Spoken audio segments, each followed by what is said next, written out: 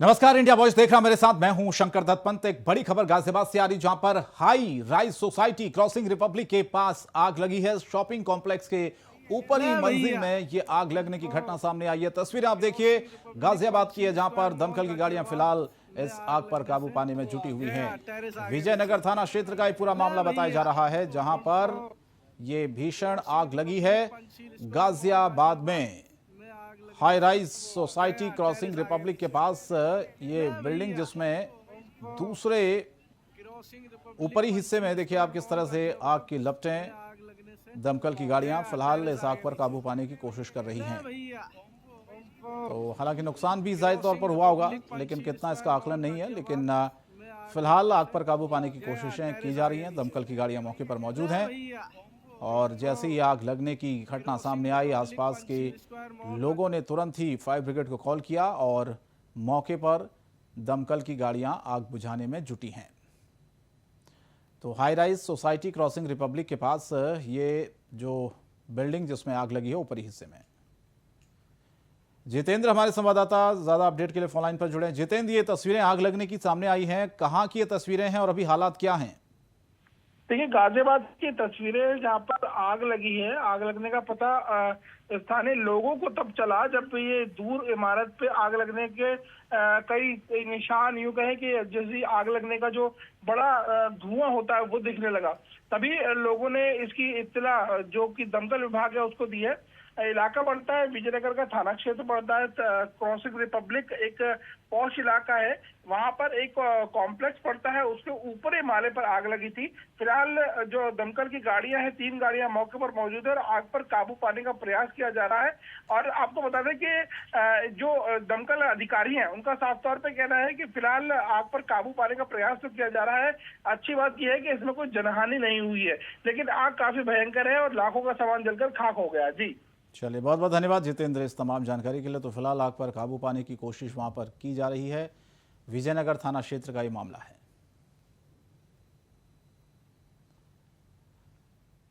और मुख्यमंत्री योगी आदित्यनाथ के साथ पूरी कैबिनेट ने लखनऊ में फिल्म सम्राट पृथ्वीराज देखी। जी हां, इसके बाद सीएम योगी ने फिल्म को टैक्स फ्री करने की घोषणा कर दी। सीएम योगी ने अक्षय कुमार और फिल्म के डायरेक्टर को बधाई दी। कहा कि लोग परिवार के साथ इस फिल्म को देख सकते हैं। आपको बता दें कि बॉलीवुड अभिनेता अक्षय कुमार और मानुषी चिल्लर स्टारर पृथ्वीराज 3 जून को सिनेमाघरों में रिलीज होगी। तो यूपी में टैक्स फ्री कर दी गई है पृथ्वीराज।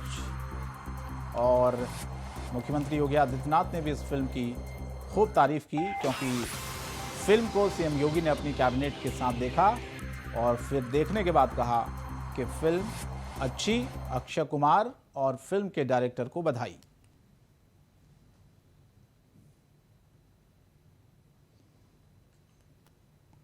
इस पूरी फिल्म के साथ जुड़े हुए अक्षय कुमार जी, मानसी और उनकी पूरी टीम का मैं उत्तर प्रदेश वासियों की ओर से, उत्तर प्रदेश सरकार की ओर से हृदय से अभिनंदन करता हूं और विश्वास करता हूं कि इस प्रकार की रचनात्मक फिल्मों के माध्यम से समाज को जागरूक करने, समाज को एक नई प्रेरणा प्रदान करने का वह निरंतर प्रयास करेंगे। उत्तर प्रदेश शासन उनके इस पूरे कार्यक्रम के साथ सदैव सकारात्मक रूप से उनका सहयोग करने के लिए तत्पर होगी। मैं एक बार फिर से, आप सभी ने बड़े धैर्य के साथ इस फिल्म को देखा है, मैं आपका भी हृदय से स्वागत भी करता हूं, आपको हृदय से धन्यवाद भी देता हूं। बहुत बहुत धन्यवाद। जय हिंद।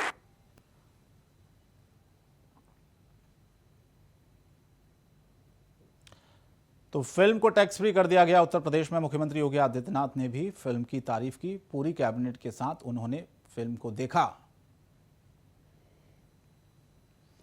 और फिल्म पृथ्वीराज को लेकर अब सियासी बयानबाजी भी शुरू हो गई है। योगी सरकार के मूवी स्क्रीनिंग में शामिल होने पर समाजवादी पार्टी के अध्यक्ष अखिलेश यादव ने तंज कसा है। ट्वीट किया है अखिलेश यादव ने, लिखा है, ऐतिहासिक फिल्म देखने के बाद कैबिनेट से आग्रह कि उत्तर प्रदेश के वर्तमान हालात भी देखें। इतिहास के आटे से वर्तमान की रोटी नहीं बन सकती। ये ट्वीट किया है अखिलेश यादव ने। तो फिल्म जब देखी मुख्यमंत्री योगी आदित्यनाथ और उनकी कैबिनेट ने जब तारीफ की, तो इधर से ट्वीट किया अखिलेश यादव ने, कहा कि इतिहास के आटे से वर्तमान की रोटी नहीं बन सकती। और वर्तमान के जो हालात हैं वो भी देखे।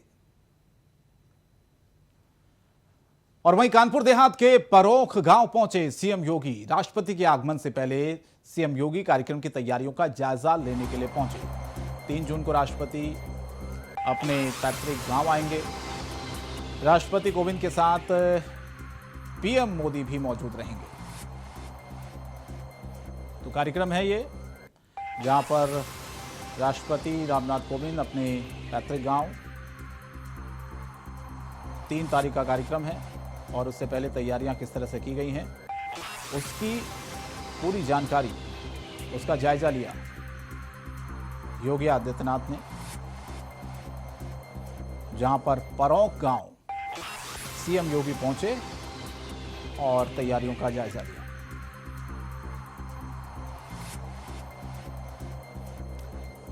तो प्रधानमंत्री मोदी भी राष्ट्रपति रामनाथ कोविंद के साथ मौजूद रहेंगे और 3 तारीख का कार्यक्रम, 3 जून का कानपुर देहात के परोख गांव, जो उनका पैतृक गांव है, वहां पर यह कार्यक्रम।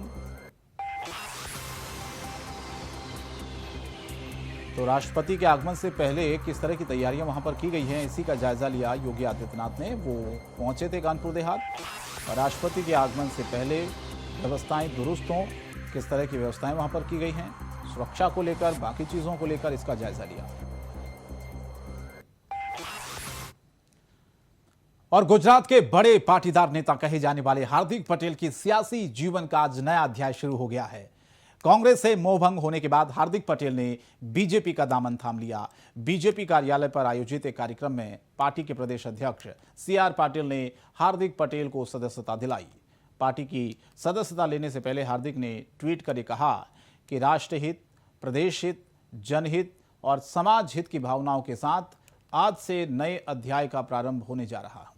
भारत के यशस्वी प्रधानमंत्री नरेंद्र भाई मोदी जी के नेतृत्व में चल रहे राष्ट्र सेवा के भागीरथ कार्य में छोटा सा सिपाही बनकर काम करूंगा, ये कहना था हार्दिक पटेल का। तो सीआर पाटिल ने उनको आज पार्टी की सदस्यता दिलाई।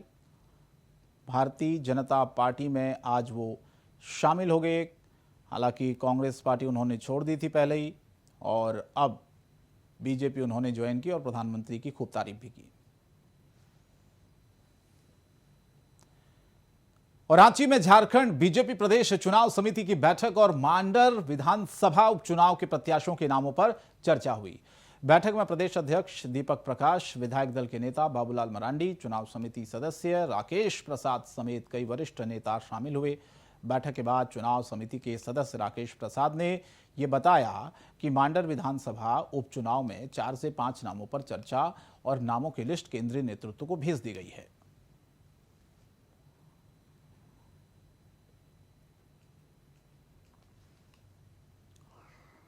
तो झारखंड बीजेपी चुनाव समिति की ये बैठक राजधानी रांची में आयोजित की गई थी। मांडर उपचुनाव में उम्मीदवारों के नामों पर बताया जा रहा कि इसमें चर्चा हुई और जो फाइनल नाम हैं वो केंद्रीय नेतृत्व को भेज दिए गए हैं और वहां से अब इस पर अंतिम मोहर लगेगी। तो आज मंथन हुआ कई नामों पर, कई नाम फाइनल किए गए और उसके बाद उन नामों को केंद्रीय नेतृत्व को भेज दिया गया, जो पूरी लिस्ट थी जो यहाँ पर तय हुई बैठक के बाद। और अब केंद्रीय नेतृत्व उन नामों पर अपनी आखिरी मोहर लगाएगा। तो मांडर उपचुनाव को लेकर ये बैठक थी और आज इसको लेकर इस बैठक में चर्चा भी हुई। और आपको बता दें कि तमाम ऐसे नाम थे जो कि इस बैठक में चर्चा में रहे। उम्मीदवारों के नामों पर चर्चा हुई और चर्चा के बाद उन नामों को केंद्रीय नेतृत्व को भेज दिया गया। तो झारखंड में बीजेपी ने चुनाव समिति की बैठक थी आज रांची में आयोजित की गई थी। मांडर उपचुनाव को लेकर उम्मीदवारों के नामों पर मंथन हुआ, चर्चा हुई और उसके बाद एक लिस्ट जो है यहाँ से वो केंद्रीय नेतृत्व को बीजेपी की तरफ से भेज दी गई है और उसके बाद अब फाइनल जो मोहर है वो वहीं से। चुनाव समिति की बैठक हुई और उस बैठक में मांडर विधानसभा उपचुनाव के संदर्भ में चर्चा हुई। प्रदेश अध्यक्ष माननीय दीपक प्रकाश जी ने सारे विषयों को चुनाव समिति के बैठक में रखा। फिर सभी सदस्यों के सुझाव के आधार पर 5-6 नाम आए और उन नामों पर गहन चिंतन हुआ, विचार हुआ।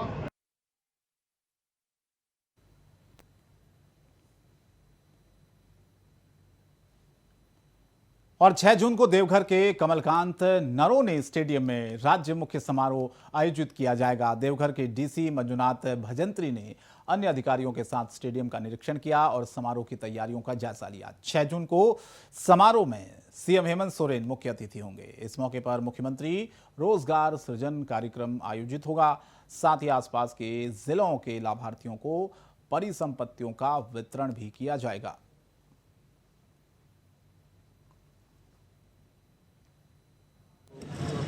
सूचना मिली है तो उसी का तैयारी कर रहे हैं। यहाँ KKN स्टेडियम में बहुत सारे जितने मुख्यमंत्री रोजगार सृजन योजना जिनको लाभ मिला है, जो आकांक्षी है और जिनको रोजगार सृजन हुआ है और आम जनता, ये सभी के लिए हम लोगों ने तैयारियाँ की हैं। और अभी अधिकारी सूचना आने पर मुख्यमंत्री का हेलीकॉप्टर कहाँ आना है सर? एयरपोर्ट आना है या हेलीपैड? तो अभी बाय रोड आएंगे या बाय एयर आएंगे तो पूरा बाय एयर आएंगे तो देवघर एयरपोर्ट उतरेंगे। और मंकी पॉक्स को लेकर सिद्धार्थनगर जिले के स्वास्थ्य विभाग ने अलर्ट जारी किया, जिसके तहत स्वास्थ्य विभाग लोगों को बीमारी के प्रति जागरूक कर रहा है। स्वास्थ्य विभाग का कहना है कि मंकी पॉक्स जानवरों से फैलने वाली बीमारी है, जिसमें तेज बुखार आने के साथ शरीर, हथेली, हाथ में गहरे चकत्ते पड़ जाना, बीमारी गंभीर होने पर मरीज की मौत भी हो सकती है। स्वास्थ्य विभाग कोरोना की तैयारियों का दावा कर रहा है। स्वास्थ्य विभाग लोगों को मास्क पहनने, संक्रमण वाले जानवरों से दूर रहने, साफ सफाई रखने की पूरी सलाह दे रहा है ताकि इस बीमारी से बचा जा सके।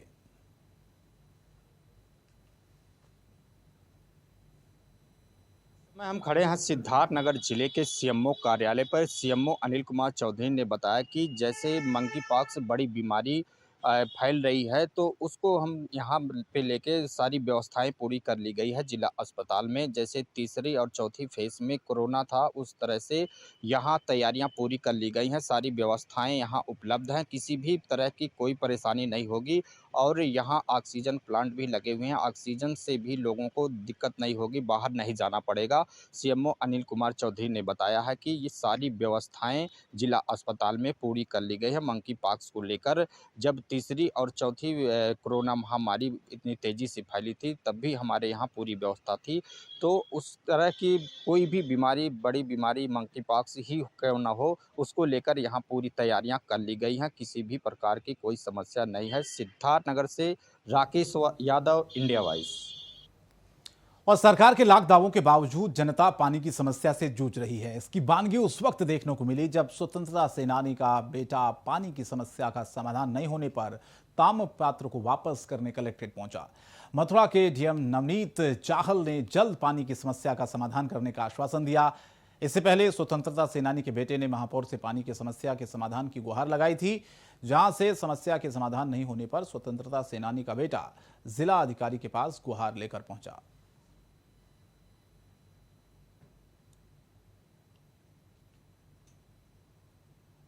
जीने के लिए पानी की ज़रूरत है मुझे।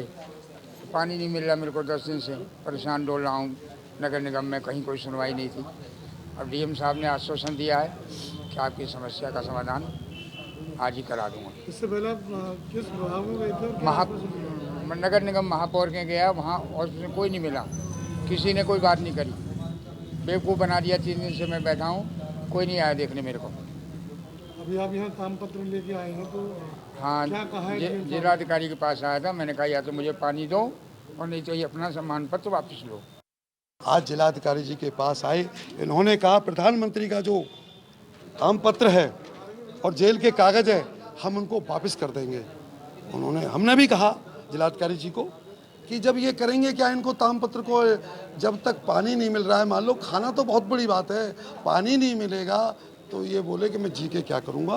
तो उन्होंने आश्वासन दिया है।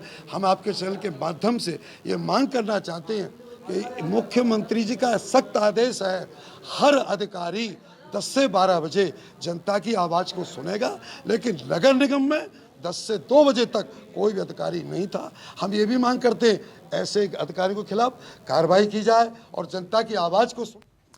और जवाहर बाग कांड को हुए 6 साल पूरे होने पर तत्कालीन एसपी सिटी मुकुल द्विवेदी की पत्नी परिवार सहित जवाहर बाग पहुंची। शहीद मुकुल दुबे की पत्नी ने मुकुल द्विवेदी की स्मारक को निरस्त करने के सरकार के फैसले पर दुख जताया। साथ ही शहीद मुकुल द्विवेदी के बरसी पर डीएम एसपी ने नहीं पहुंचने पर रोष जाहिर किया। आपको बता दें कि आज से 6 साल पहले 2 जून को जवाहर बाग को खाली कराने में मुकुल द्विवेदी शहीद हो गए थे।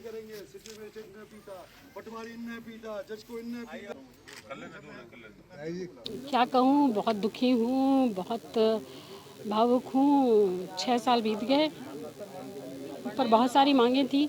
नई सरकार बनी तो और भी ज़्यादा एक्सपेक्टेशंस थी, पर कुछ नहीं पूरा हुआ। मैं कोशिश करती हूँ और आगे भी करती रहूँगी कि यहाँ पे आकर के इस दिन श्रद्धांजलि अर्पित करूँ, लेकिन यहाँ कुछ भी ऐसा स्मारक, कुछ भी ऐसा नहीं बना है कि वहाँ जाके आप अपने 2 श्रद्धा सुमन अर्पित कर सकें। बहुत ज़्यादा कुछ बोलने की स्थिति। ये राम वृक्ष यादव नाम के एक आताताई ने इस जमीन पर कब्जा किया था और सरकारी संरक्षण में वो कब्जा था। यहाँ पर बहुत बुरी घटना हुई। एक बहुत अच्छे अधिकारी द्विवेदी जी को यहाँ पर किस तरह से यहाँ शहीद कर दिया गया। संतोष यादव SHO थे, उनको शहीद कर दिया गया।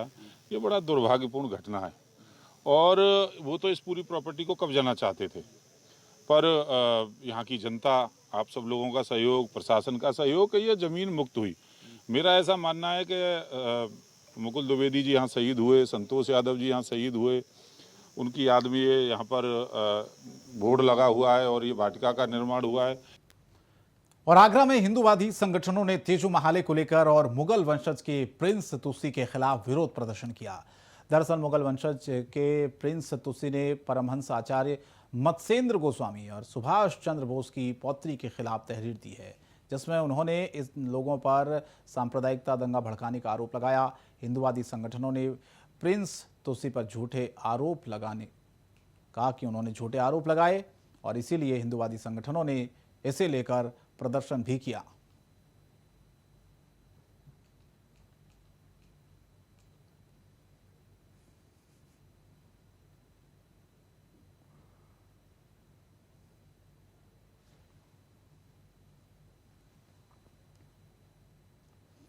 और भागलपुर जिलाधिकारी सुब्रत सेन ने सैंडीज कंपाउंड में चल रहे स्मार्ट सिटी के कार्यों का जायजा लिया और लापरवाही बरतने पर अधिकारियों को जमकर फटकार लगाई।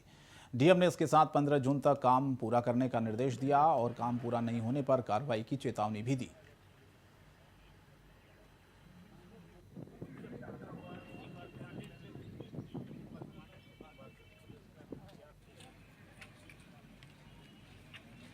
प्रधान सचिव महोदय का भी निरीक्षण हुआ था। उनका स्पष्ट निर्देश था संबंधित इंजीनियर को भी और एजेंसी को भी कि 30 अप्रैल तक सारा काम कंप्लीट करा करके हैंडओवर कर देने के लिए, ताकि उसको आम पब्लिक के लिए सारी सुविधाएं खोल दी जाएं।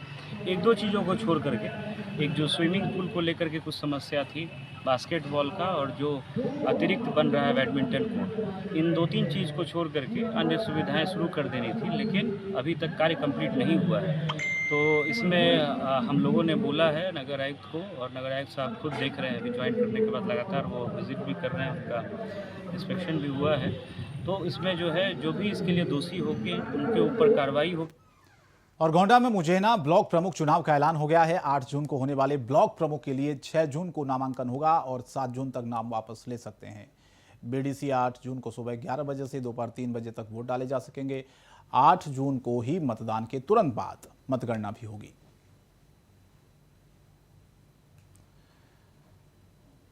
तो